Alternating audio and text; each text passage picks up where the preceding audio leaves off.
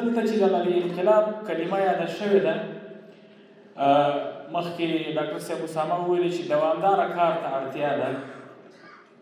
زه به یوه بله کلمه هم ورسره زیاته کړم چې په انقلاب کې سرماتي کار ته اړتیا وي، چې سړی سترې قربانۍ ته پکې تیار وي، سړی شپه ورځ په ځان باندې یوه کړي او کوشش دا وکړي چې ټولو ابعادو ته په ټوله جذبه، په ټول توان،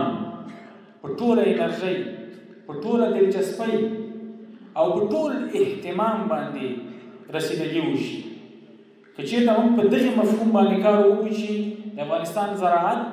د افغانستان ستر مسایل حل کولی شي، د افغانستان سترو قضایاو ته رسیدګي کولی شي، دا به موږ داسې یو ډېر ستر هدف ځان ته ټاکلی او موږ داسې د نورو سکتوري وزارتونو سره به ډېره زیاته مرسته شوي. موږ داسې اوس هم زراعت په داسې یو حالت کې دی، سړی که په دا کلیوالو ساحو کې وګرځېږي چې په زراعت کې نن سبا ډېره دا مطرح نه ده. پخوا به دا خبره کېده چې پلانې میوه پلاني ځای کې کېږي او پلاني ځای کې نه کېږي. نن سبا علم دومره پرمختګ کړی دی چې هره میوه په هر ځای کې ممکنه ده او ښه ډول ته ترې استفاده کېدلی شي.